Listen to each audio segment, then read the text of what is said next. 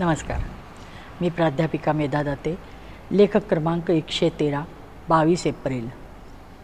विद्या अविद्या जो कालचा विषय आहे तोच पुढं कंटिन्यू करते. ऋषीमुनींनी फक्त एका श्लोकाने, त्या श्लोकाद्वारे माणसाने जीवन कसे उत्तमरित्या जगावे हे सार सांगितले. पण हे पंचसाधन म्हणजे अवघा वेदांत घुसळून सद्यस्थितीतल्या माणसाच्या मतीचा व गतीचा विचार करून ते खूप खूप सोपं करून सांगितलं आहे. आणि काही साधनरूपी ठेवाच माणसाच्या हातात दिला आहे. त्याने विद्या अविद्येचा सुवर्णमध्य साधतो. कारण त्यातील एका साधनाने म्हणजे यज्ञ याचे वर्णन करताना अवतार वरिष्ठ गजानन महाराज म्हणतात की नित्य यज्ञ अग्निहोत्र कामधेनू आहे, कल्पवृक्ष आहे, चिंतामणी आहे.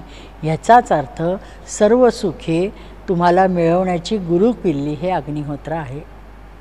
म्हणजेच माणसाचे जीवन सुखकर होण्यासाठी या गोष्टीची अनिवार्यता आहे. परमात्मासुद्धा नाकारत नाही आहे आणि ते जीवन सुखकर कसे होईल याचा मार्ग आपल्याला जास्तीत जास्त सोपा करून सांगता आहे. म्हणून ते स्वीकारायचं. आणि त्यानंतर नीट व सूक्ष्म विचार केला तर कळते की पंचसाधनांनी कुठेही संकुचित व स्वार्थ साधायचं सांगितलेलंच नाही आहे. तर उदात्त वैश्विक स्वार्थ महत्त्वाचा आहे हे सांगितले आहे. कारण यज्ञाने वातावरण शुद्ध होते, त्याबरोबर दानाने ममत्व कमी होते, आपपर भाव लोपतो.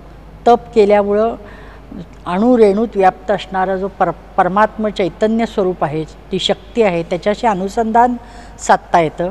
कर्माचा विचार केला तर कर्माचा फेरा फक्त हरेक कर्म समर्पणाने संपुष्टात येतो. म्हणजे जाणीवपूर्वक तसे करणे गरजेचं आहे तर केलं जातं. आणि शेवटी स्वाध्याय, स्वाध्ययन. का जन्मलो, काय नशीब घेऊन जन्मलो, किती व कसे जगणार, जाताना सोबत काय नेणार. म्हणजे हे सर्व पंचसाधन वैश्विकतेकडे झुकणारी आहेत. हेच खरं. माणूस स्वअस्तित्वापुरते विश्व समजत असतो व त्याच्यापुरताच विचार करतो.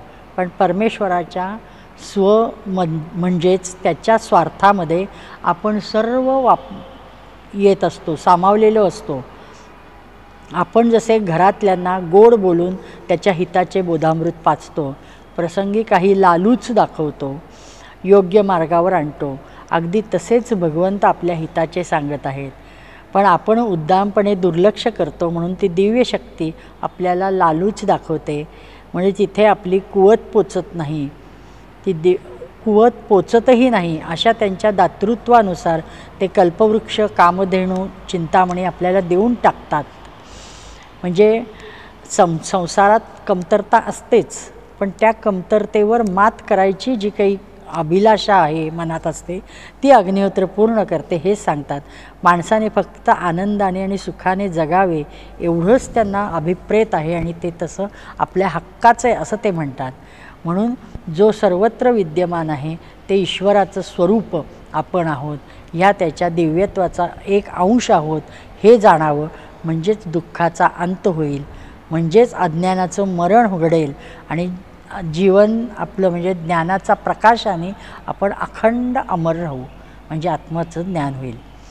सत्सद विवेकाने आपण फक्त आता दोन आहुती द्यायला सुरुवात करू आणि विद्ये अविद्येची सांगड घालू. त्यामुळे आपण द्रुतगतीने त्या शक्तीशी जोडले जाऊ आणि मग राहील तो आनंदाचे डोहे, आनंद तरंग याचाच अनुभव. धन्य ईश्वरीय कृपा आणि धन्य मानवी जीवन. नमस्कार.